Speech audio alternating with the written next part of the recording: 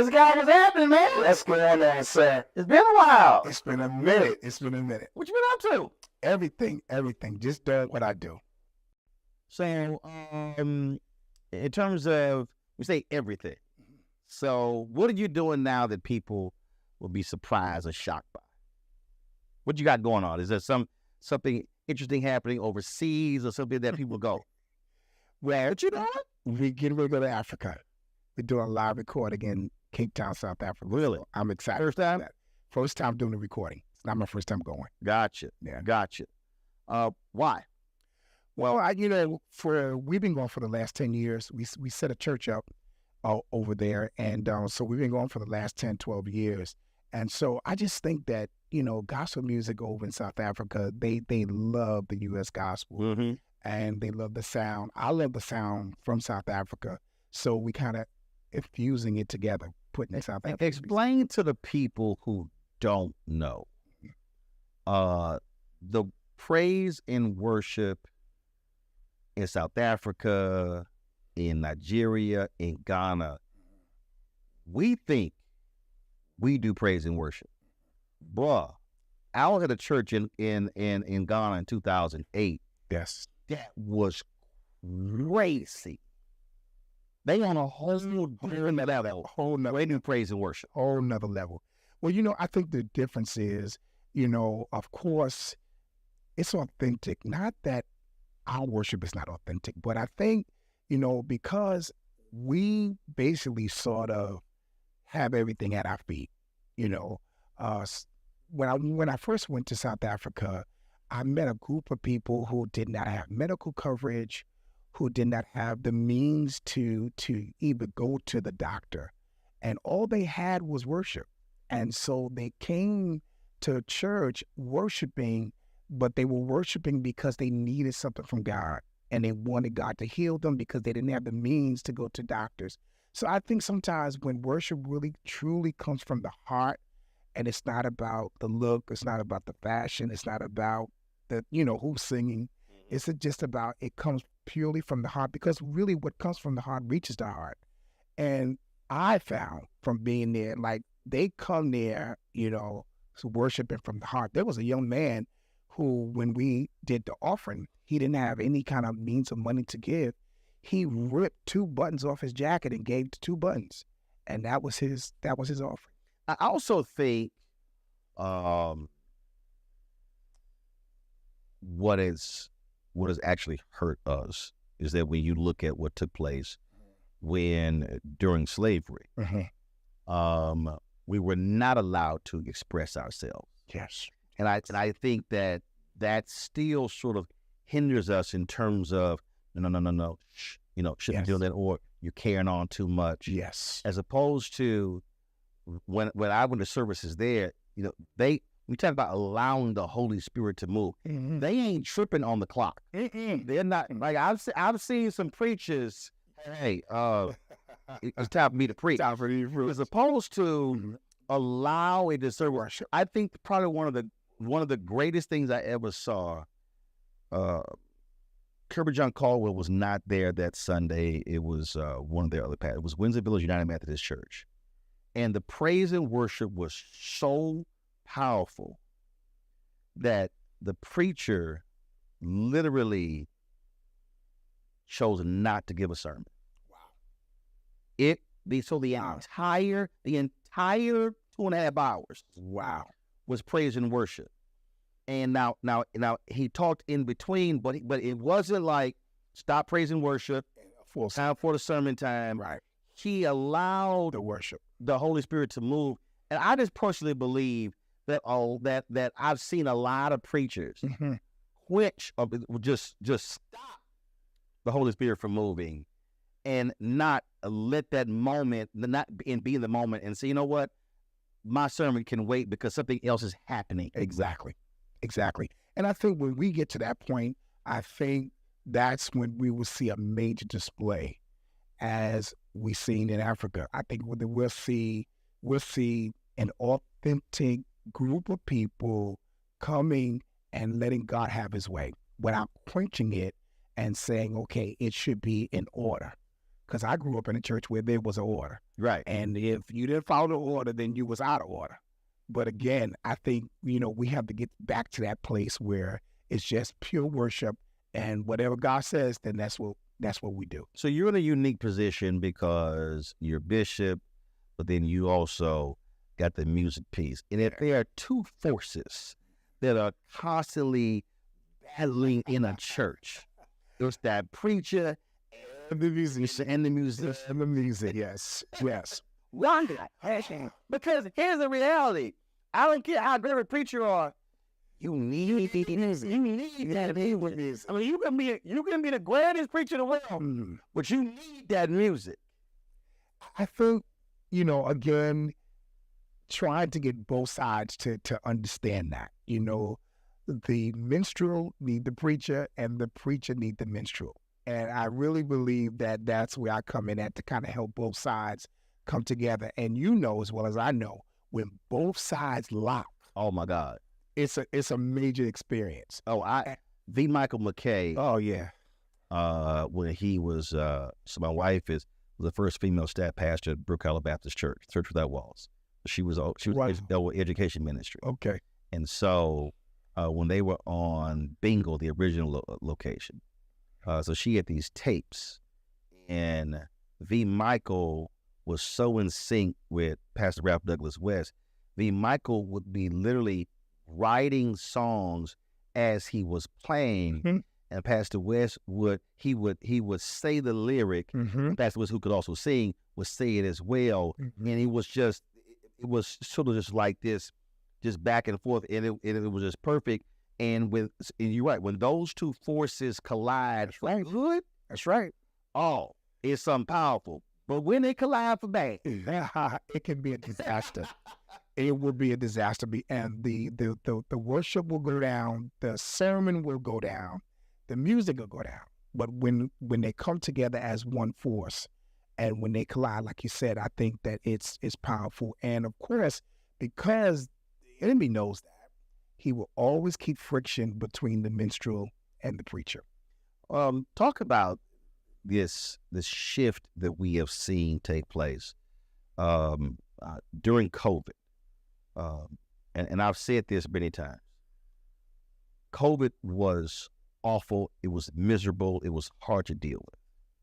But if there was a silver lining during COVID, it forced a lot of Black churches to have to change. Yes. Many of them, they hated live streaming. They didn't want cameras, nothing. I had more preachers calling me Roland, you've been doing this, trying to figure out what cameras to buy, what switchers to buy.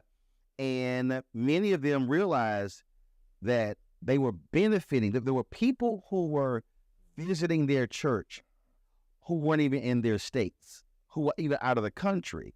And so COVID forced a lot of Black churches to have to catch up, as opposed to what we call that 15-year gap between Black churches and everybody else. I agree. I agree. We talk about this all the time. Even myself, it helped me to catch up. And although I'm in the music, side of things as well, I've always in my head, my job was to preach to the community where my church is and to get the community to be involved in the church. And again, my mindset was there for years, but COVID helped me to understand that there will be people that can't get to where my church is, get to the community in which the church is located. And, I've never even considered having members from other cities, from other countries. And Tylers. Never even considered that until COVID hit. So I think that COVID was an eye-opener to all of us, especially the Black church. We needed to advance, and we needed to understand that there will be people that will be attracted to us outside of our city and would want to be a part. And so we had to expand what we were doing.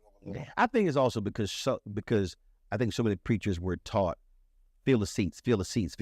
Yes. I had this conversation with a lot of HBCU presidents, and a lot of HBCU alumni were saying, hey, we need to get people back to campus. And I remember I was talking to South Carolina State alumni. I said, no, you don't. Right. many HBCUs have infrastructure issues. They don't have the dormitory capacity. I said, there are people who want to go to your school. They can't travel to South Carolina. That's right. I said, how many alumni chapters y'all have? They said like 39. I said, you could be creating your communal experience in your cities, but they still go to your school. And the president was like, brother, thank you for saying that, because they were so fixated on buildings when he was saying, no, we can actually grow the university, right, and folk not even step foot on the campus. And I think that's when you're so trained to, I got to see people, I got to see them sitting in the pews without realizing that they're out there and they're giving, they're tithing, they're involving. It's reaching them in a totally different way. It blew my mind when I looked at the numbers that I have online as opposed to what's actually in the church. And it's like, you have double or triple the numbers online than you do in church. Right. And so it's like, and if your mission is to spread the gospel, it's supposed to be our mission, right? Yeah. I think, sometimes God have to really push us in deep water. Sometimes we can get stuck where we are. And sometimes God's like, I need to move the church along. So, I'm going to have to do something to move you along. And I really believe that that's what COVID did for us. Speaking of moving along, when you look at this tour, the 17th annual McDonald's tour, and then when you look at the roster of artists and you look at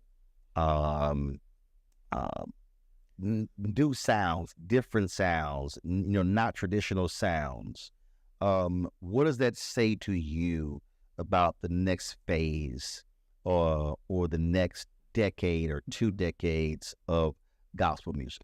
I believe that it's moving in the right direction, really. As I look at all of the artists that's on, I think each of us bring a different element. And I think that the message of gospel needs to get out, that it's broader than what most people think. We have all different types of music as it, relates to gospel music. And I think that this is what this tour is going to bring to the table. Like, this is what gospel really is. You have your traditional, your contempt, you have, your urban contempt. Well, a couple of artists were talking about Brie Babineau. She said, "I'm neo soul." Right, and you don't hear people using that phrase exactly with gospel. Her deal was, but this is what I listened to growing up. And exactly, this is what informed my musical taste. Mm-hmm. And that's what it is. And I think that if we don't bring it to the table, people won't see that. People won't understand.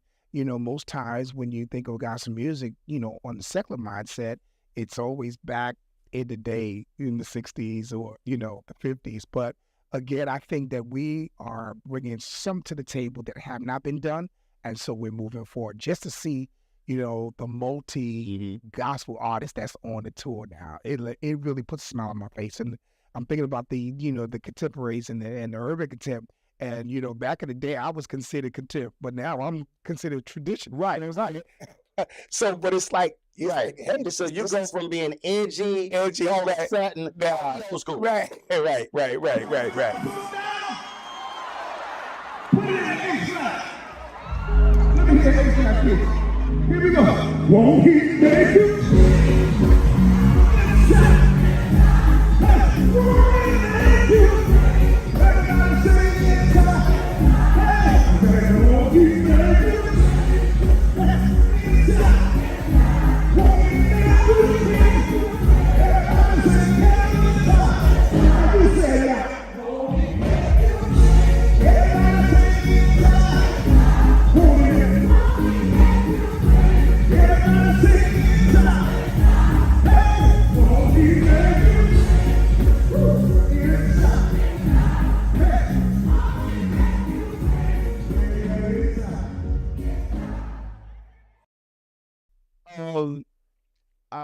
I've asked many secular artists this. I've asked comedians this. Different cities bring different energy. And I'm not going to ask you about the 6 cities, but of all the places you go in the United States, is there a particular city that they bring it when you perform? Is there one that just, lot of great folk, but when you hit that city, I got to bring some fire because they are ready to praise God? I got to say Chicago. Really? I really have to just say Chicago. When you come, because I'm a quiet guy. And so when you come to Chicago, you got to bring it. You got to bring it because Chicago is a quiet town. Like, you can't mention quiet and not mention Chicago. So when you come to Chicago, like when we come to Chicago, we be on our A game because they come in because they want to hear that quiet sound. They want the energy, and they want the energy that they feel and they see every single Sunday. And so when we come, we bring it and we try to bring it a notch higher. Right. Yeah. So have there been times when they were like, "What?" And you either look at that crowd like, "Hey, I'm really John. We gonna have to switch that order because we gonna have to play something else because they ain't feeling it." Yes, that has happened. That has happened on several occasions. But then you know what? You have to know where you're going. Right. And then you have to know what songs to pull out, And so do you adjust that depending upon the city and where? Really? Okay, so now this is what I do. I don't ever stay in the dressing room. Some artists stay in the dressing room until it's time for them to sing or to perform. What I like to do, I like to go inside of the crowd while I'm behind the stage, and I'm feeling the room. Yep. And I'm feeling what the crowd wants. Because a lot of times it's almost like preaching, pastoring. Sometimes I prepare a sermon, but then I have to switch it when I sense the room that the room needs something else. That's how I give speeches. Like literally, I don't write speeches. Wow. I wrote one speech, never read from it, but literally, I don't write the title. I don't have any notes, but that's exactly what happens. You have to read the room. I sit in a sense the people, and the room says to me, right, told the sermon, and I've given speeches, and the host would say, "How did you know we were dealing with that problem?" I'm like, "I didn't know. He knew. I didn't know." But absolutely, and you feel it. I remember I spoke. It was the New York Black and Puerto Rican Caucus, in Albany. Doc, and I'm sitting there, and they coming up to me, and they're like, "Miss Whitney, anything?" No. They were like, "Are you okay?" I'm like, "Fine." But it was like, I felt it, and I was like, I need to get to that mic. It was, and I'm talking about, I was like, I didn't want to talk to nobody. Mm-hmm. I didn't eat anything. And I was like, but when I get to them, I got something to say to these people. And man, went up there. And so the next year, Bakari Sellers spoke. He called me. He was like, "Say, bro, what did you talk about last year?" He's like, "Cause I was speaking this year." Right. They still talking about what you talked about. I said, "Well, that's part of my job. I want to make it hard on that next person speaking." That's what you do. That's exactly what you do. And I think the key to my success is discerning the room, discerning what the people want, and then knowing what to do when you get on stage. And a lot of times we kind of rehearse our set, but sometimes the set, the atmosphere or the room, all the people is not calling for what you set out to put. So, and I think the worst thing in the world, if you are, and again, whether you're a speaker, whether you are a musician, whether you're a singer, is or even a DJ. Like I hate when DJs do. That's true. And they trying to DJ, they got a blast to play the wrong song. They play the wrong song, right? We read it. What you doing, right? And you have to be willing to read that room and make that switch. And a lot of people don't like that. They're like, no, I'm gonna do it this way. And it's like, well, and the artist's gonna let you know we ain't feeling what you give it out. It's true. So true. And if you don't read the room and if you don't discern the room, you can really fall on your face. And, but I think it's important to read the room and to kind of know the atmosphere. Right. And then you can kind of put the songs out. And I think, if most people would do that, I think we have better concerts.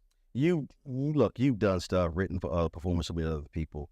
Who would you say, it's not putting you on the spot, but it sort of is, but it was just unbelievably magic when y'all got together either to write it or produce it or even do it live? That out of all the different people, it was just, even today, you go, wow, that was crazy.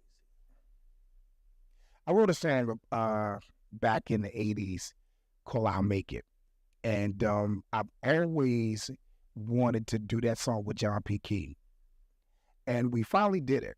Really? And it's like every time I hear it, And every time we get together and we do it on stage, it's just like, this is it. Wow. So, What about it? I think actually when I wrote the song and after the song came out and after I got accustomed to hearing John's voice, in my head, I was like, this is really a song for him, you know. And at the time I wrote the song, I didn't even know who he was, you know. Wow. Yeah, so I didn't know John at the time. But then, you know, after I heard his voice, I was like, that voice needed to be on that song. And so I always wanted to, wanted to sing with them. And so after a few years, we re-recorded it and I called him. I said, John, I want you to do I'll Make It With Me. He said, what? He said, okay, cool, we gonna do it. And we did it. And it's like, even now when I play it, listen to it, I'll be like, this is it. And then if we ever together, and we did it a few years ago in Richmond together, it was like the crowd went crazy. Yeah. So I would have to say John Key. I think there's some, what always amazes me is when, and I know this is hard for being an artist, that you're still putting new music out, you still want to express creativity and still want to stretch, but there are just some songs that they hit folk in a certain way that they're like, look, you can go and sing the rest of that stuff if you want to, but I need to hear this. And when you were talking about that, and I was on Instagram Live and I was just killing Show Up. And Johnny, because I never met him as well. Mm-hmm. And he hits me, he said, are you serious? I was like, John, you don't understand. I said, bruh, I said, you can put out all the other stuff I said, but that song, and you're right, that choir, and I said, the repetition, hit, it's a whole different thing. And we've since become friends. When he did with the song during COVID, it was the Go-Go infused song. He sent it to me beforehand, and I was just like, just killing it. But it's just some songs that look. Jan has that sound. He has that sound and he has that voice. It's gonna capture you, and it's gonna ring in your head. It's gonna ring in your heart. And you know, he just write those songs that you just gonna keep on doing this. Mm-hmm. Just gonna keep on playing it. When you think back to just all the different songs that you've done, and it's always interesting when I ask this question, because most artists will say something that most people do not agree with. Mm-hmm. What is is it a song or an album that you're like, that's it for me, that you've done? I would have to say my Live in Toronto album. That's that live project in Toronto still rings in my heart and my mind. The songs like Clean Inside, that song still, everyone, after 30 years, we're coming up on 30 years of doing that live album. And that song still is a favorite of everybody. So I would have to say that. Also, I also have to say the live at Radio City Music Hall. When we did that, we did the song I Need You to Survive. Mm-hmm. And we did that song basically for 9/11. Mm. And so that's another song that really, really, I have to say that's one of the songs that I kind of go back to.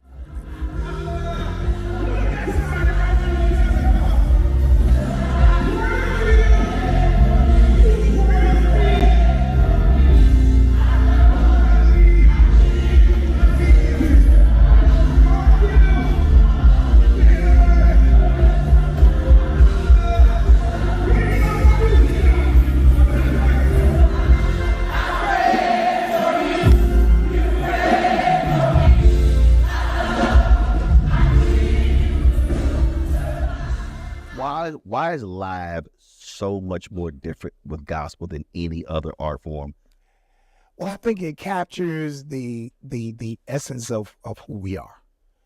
You know, sometimes in the studio, when you do studio records, you can't really get that feel. Bishop Roland Brown has that song where he goes, I don't want no studio sound. I want a church sound. Exactly. So that's really what that's all about. It's getting that because, you know, when you're in the studio, you kind of just become professional. And when you're in church, you just kind of relax and you just do it. Right. And I think that's really what most times I want people to feel that. So McDonald's is doing this again for 17 years, in 6 cities. What do you want someone who's coming to one of these concerts? What do you want them to feel when they get back in that car or get on that bus or that train and go home? I want them to be amazed at the variety of gospel music. I want them to walk away feeling like I can do it, I can make it, and I am a lover of gospel music. That's really what I want. I think sometimes when we go to concerts, we leave, we're energized and, we are loving what we heard, but we really don't, leave a major impact. It's like the next day is over. Right. I want this to be a long-lasting experience that every time they see anything related to McDonald's, they'll think about the gospel concert and be like, that's what I want to do. Because that's what happened to me, Back in the day, I was back in New York. We started out, as, applying to be a part of the McDonald's Gospel Fest contest. Yeah. And I started loving it from that point. McDonald's was very instrumental in pushing me to say, hey, you're a gospel artist. And so here I am, I fell in love with it from watching it, from seeing it, and then wanted to be, a part of it.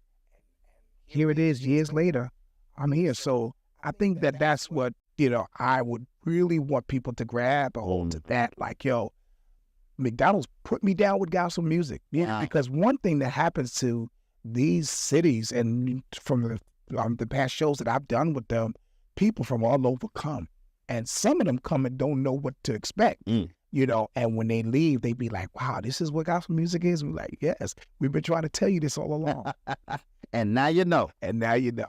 Bishop, always good to see you, my brother. It's always good to talk to you, man. Yes, sir. You're doing real good. I'm proud of you, bro. I appreciate it.